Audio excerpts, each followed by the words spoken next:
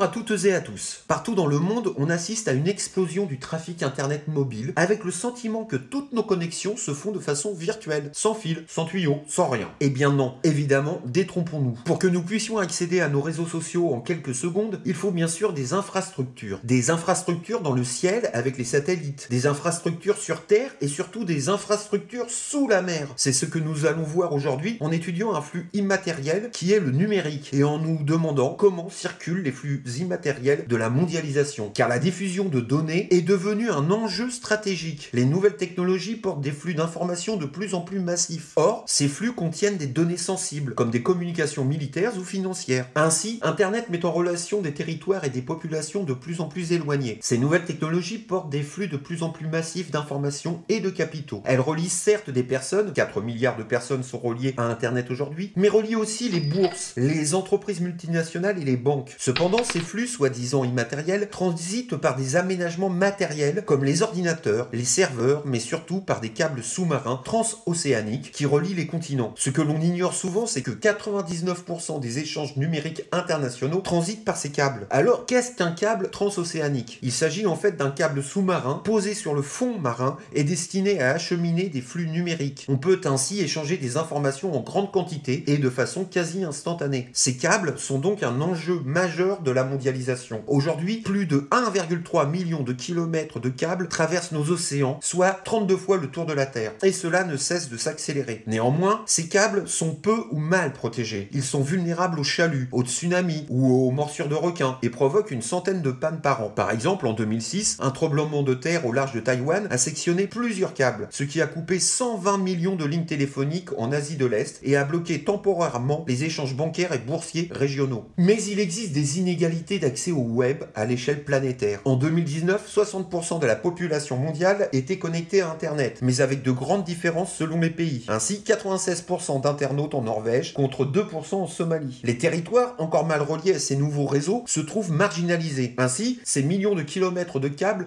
relient principalement les acteurs de la triade, Amérique du Nord, Amérique du Sud, le Moyen-Orient et l'Asie du Sud-Est. Puis enfin, les côtes africaines. Il faut donc reconnaître une volonté de rééquilibrage pour relier les pays riches aux pays en développement et même les pays en développement entre eux. Ainsi, ces pays profitent également, certes lentement, des liaisons numériques qui sont un facteur important d'intégration dans la mondialisation. A l'inverse, des États comme le Bangladesh ou le Mozambique sont très peu reliés. Par conséquent, 40% de la population mondiale n'est pas connectée à Internet. Cela aggrave les inégalités mondiales selon différents critères. Tout d'abord, le critère de rapidité d'accès et de connexion. Les connexions sont 150 fois plus rapides en Europe et en Chine qu'en Afrique. Ensuite, cela renforce une inégalité entre les générations, car les populations les plus jeunes se trouvent en Afrique et en Asie. Enfin, on constate des inégalités liées au sexe, car au niveau mondial, ce sont les femmes qui ont le moins accès à Internet. Par conséquent, selon des critères géographiques, des critères d'âge et de sexe, les populations n'ont pas un identique accès à l'information,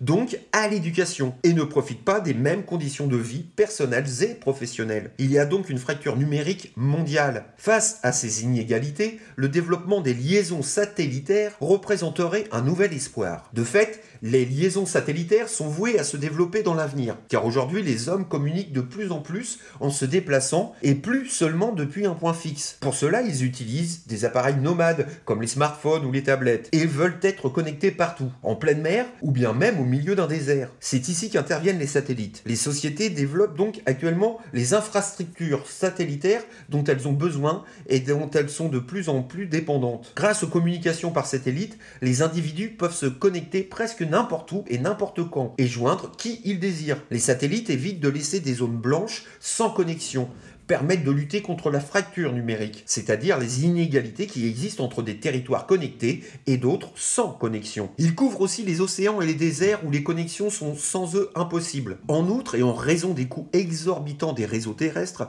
le satellite s'impose comme la solution la plus pragmatique et la moins coûteuse pour couvrir les zones isolées et les pays en développement. Les nouvelles liaisons par satellite représentent un espoir pour ces espaces qui cherchent à s'intégrer à la mondialisation. Mais restons réalistes, car les liaisons satellites satellitaire actuellement ne représente que 0,4% des échanges numériques. Alors, qui contrôle ce marché annuel de près de 2 milliards de dollars? Eh bien, depuis les années 90, ce sont quelques grandes entreprises multinationales, de grands acteurs privés. Ce peut être le français Alcatel Submarine Networks, l'américain T-Subcom et le japonais NEC. Ces infrastructures nécessitent des capitaux considérables et une maîtrise technologique très élevée. Aussi, les acteurs économiques qui interviennent dans ce secteur sont-ils les grands opérateurs des télécommunications? Viennent s'ajouter à ces opérateurs les géants du web, les fameux GAFAM, à savoir Google, Apple, Facebook, Amazon et Microsoft. Ces GAFAM transmettent de telles quantités de données qu'ils ont intérêt à posséder leur propre câble. En outre, ils sont tous américains et sous législation américaine. Résultat, 80% des flux de données transitent par les États-Unis. L'avenir nous prépare donc de nouveaux bouleversements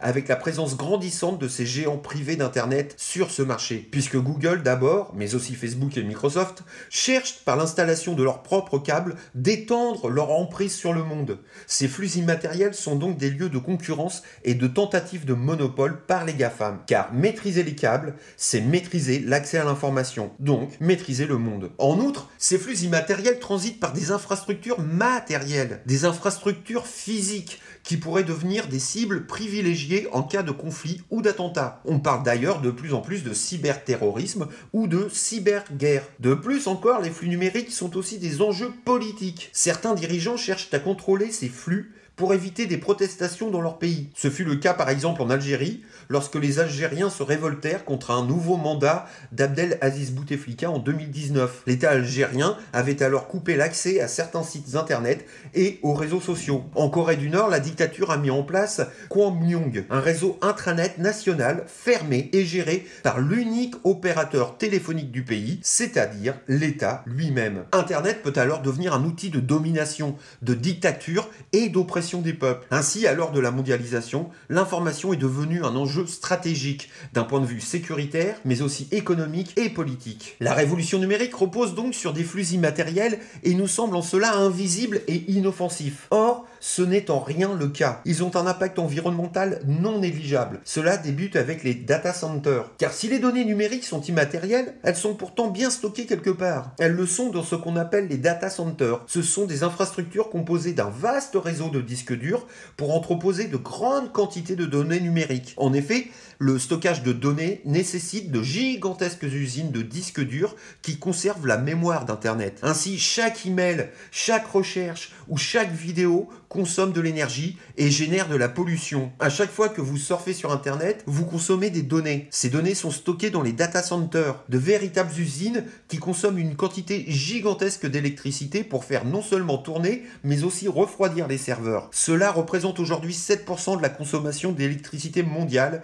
et cela est voué à se développer. Si Internet était un pays, il serait le 5e plus gros consommateur d'électricité mondiale après les États-Unis, la Chine et la Russie. Les data centers sont finalement des monstres énergivores. En outre, il y a actuellement sur la planète plus de 21 milliards d'objets connectés, soit 3,5 plus qu'il y a d'êtres humains. D'ici 2035, on estime passer à 70 milliards d'objets connectés. On parle alors de tsunami environnemental. En prenant en compte uniquement la fabrication et l'utilisation des équipements, le secteur du numérique représente 4% des émissions de gaz à effet de serre, à comparer au transport aérien qui en émet 2%, avec un taux de croissance de ces émissions de 8% par an. On calcule ainsi qu'envoyer un mail avec une pièce jointe de 1 mégaoctet équivaut à l'utilisation d'une ampoule de 60 watts pendant 25 minutes. Sur une année, si vous envoyez une trentaine de mails par jour, vous émettez l'équivalent CO2 de 1000 km en voiture. Visionner un film HD d'1 heure sur votre smartphone revient à laisser une ampoule allumée pendant 250 heures. En d'autres termes, depuis que vous avez lancé cette vidéo, vous avez consommé l'équivalent de plus de 8 heures d'une ampoule électrique de 60 watts. À cela s'ajoutent les effets de la production sur l'environnement. Pour obtenir la quantité de métaux et de métaux rares nécessaires à la fabrication d'un ordinateur de 2 kg, il faut extraire 800 kg de roche,